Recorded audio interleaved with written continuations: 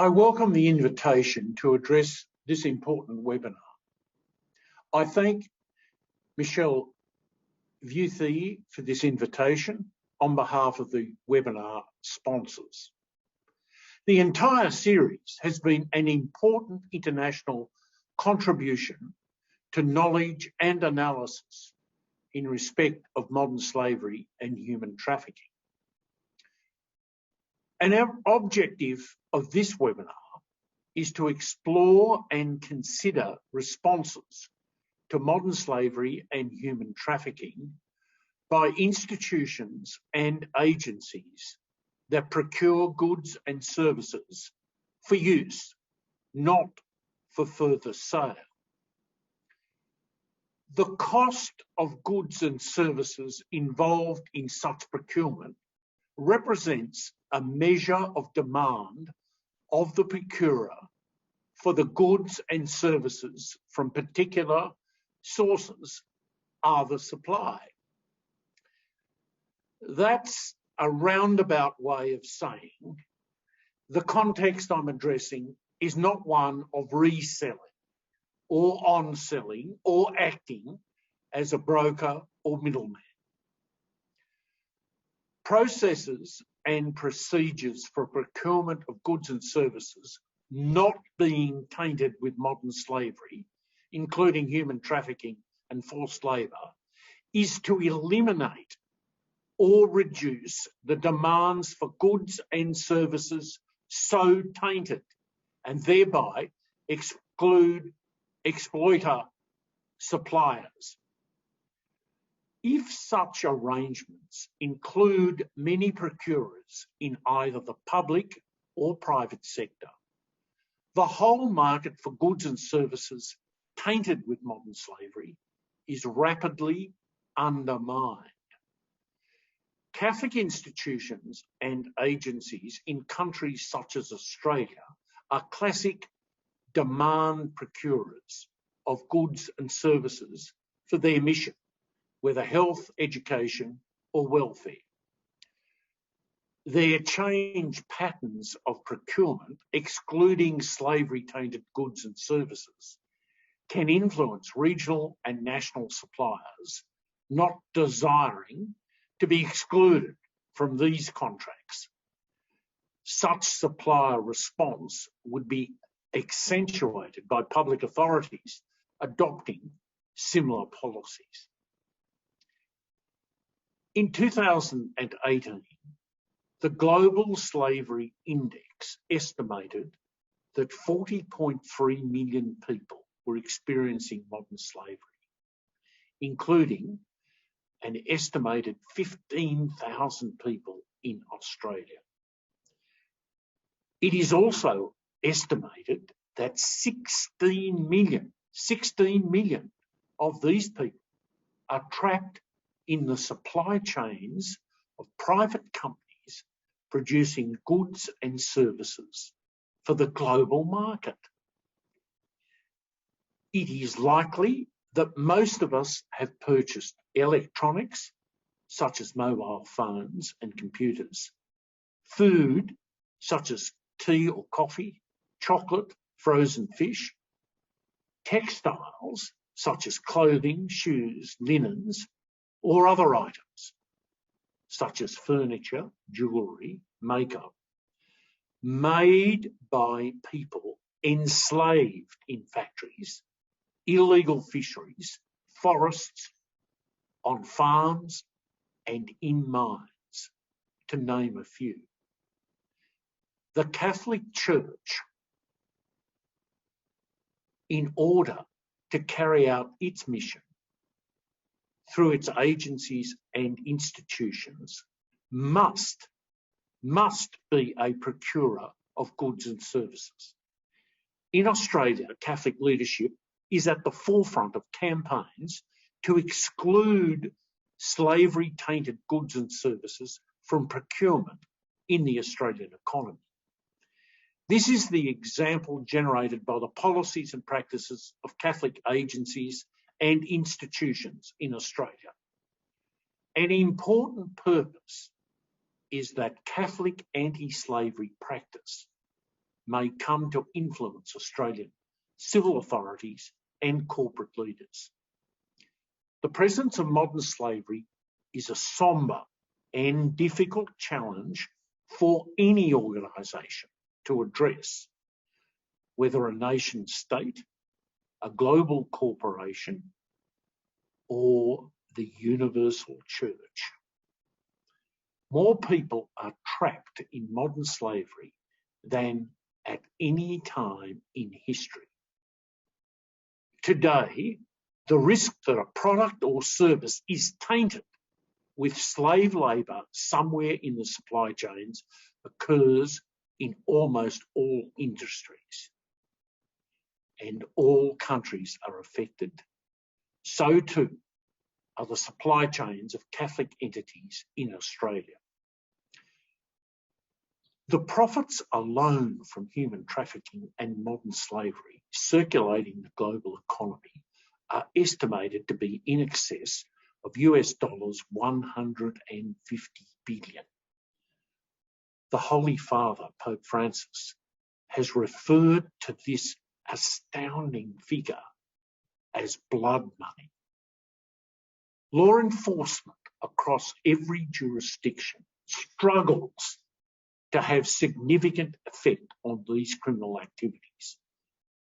If the primary focus of enforcement continues and remains on prosecutions, it will be impossible to reach the SDG 8.7 target before the next century, let alone 2030. That is the challenge. Yet we believe and have faith that we can make a difference. I speak today to the experience of the Church and its institutions in Australia in relation to modern slavery and human trafficking. What I want to describe to you is the particular pathway in Australia which has led us to a national network of Catholic agencies, dioceses and personnel working together to eradicate modern slavery from our operations and supply chains. This Catholic Australian experience can, I hope, inform and encourage you on your pathway as Catholics all over the world move towards our Holy Father's objective of eradicating modern slavery in our generation. Indeed, our journey in Australia begins with the inspiration of the Holy Father, who had a major role in the United Nations Sustainable Development Goal 8.7 to eradicate forced labour, modern slavery, human trafficking and child labour by 2030. Pope Francis has emphasised that buying goods is not just a commercial matter. Our purchasing habits have deep moral dimensions. As the largest employer in Australia outside the public sector, the Catholic Church is in a pivotal position to lead the momentum for change on this critical issue. 5.1 million people across Australia identify as Catholics. Schools, hospitals, residential aged care facilities, universities, investment and insurance funds are just some of the Catholic institutions that touch the lives of millions of Australians, regardless of faith. 1 in 5 Australian school children are educated in Catholic schools. 1 in 10 hospital patients and aged care residents receive care in Catholic health facilities. The extent of Catholic supply chains is therefore highly significant. Indeed, the major exposure to modern slavery by the Church in Australia is related to procurement decisions, to the buying of goods and services and investments.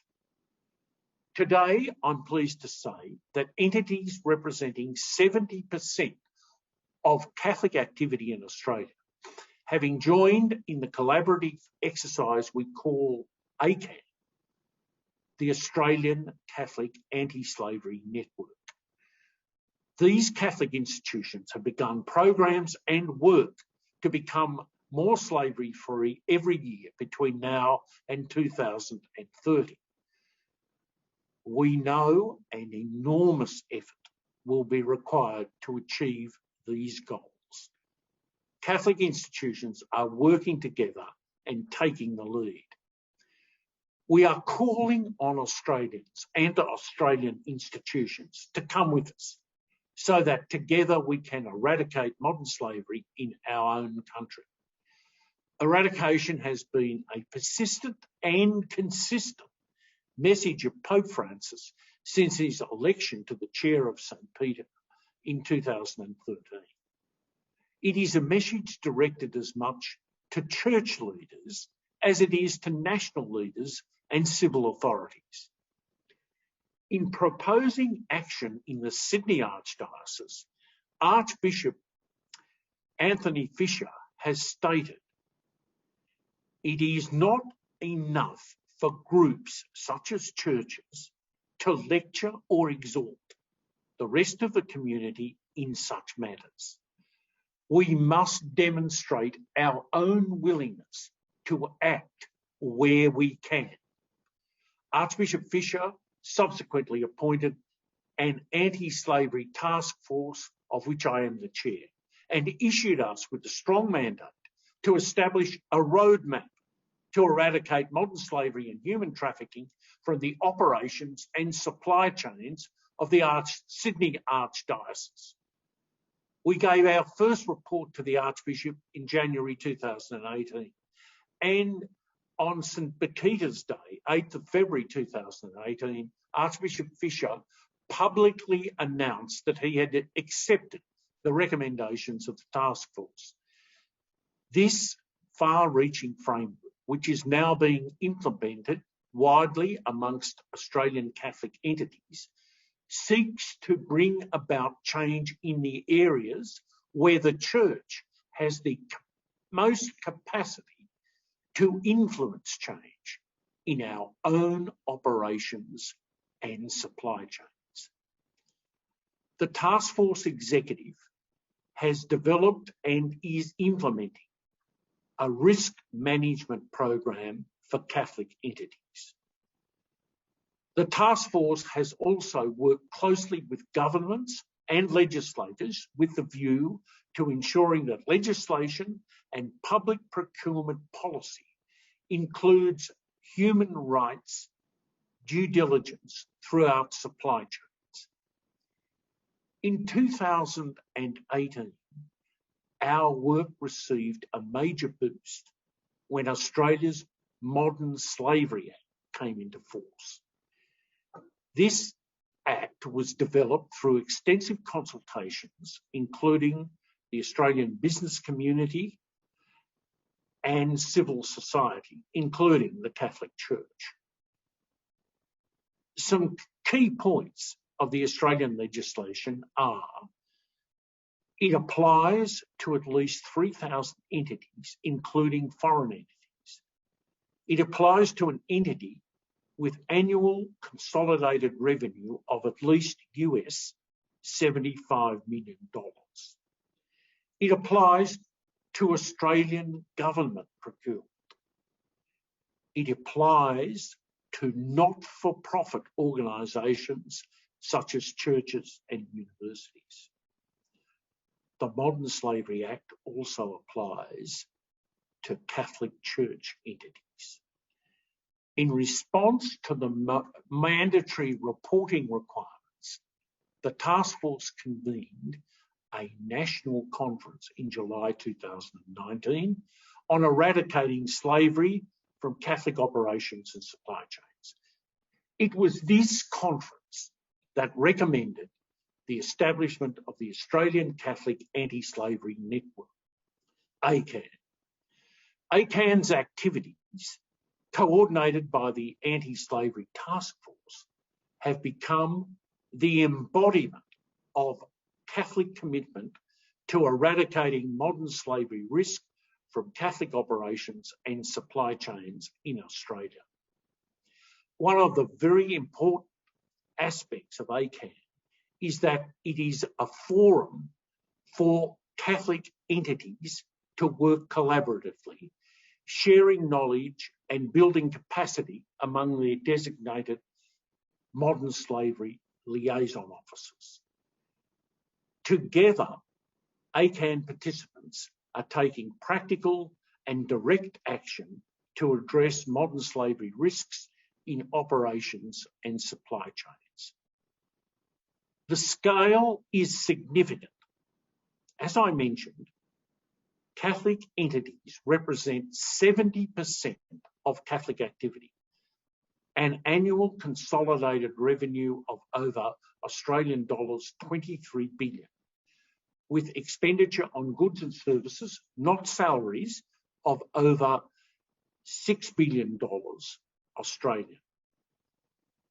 Together, we analyse that revenue through a risk management program, and areas of risk and high spend were identified and categorised.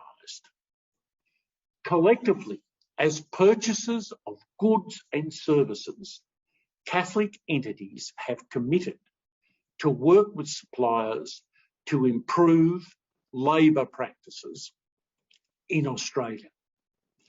The high-risk areas for ACAN entities are construction and medical supplies.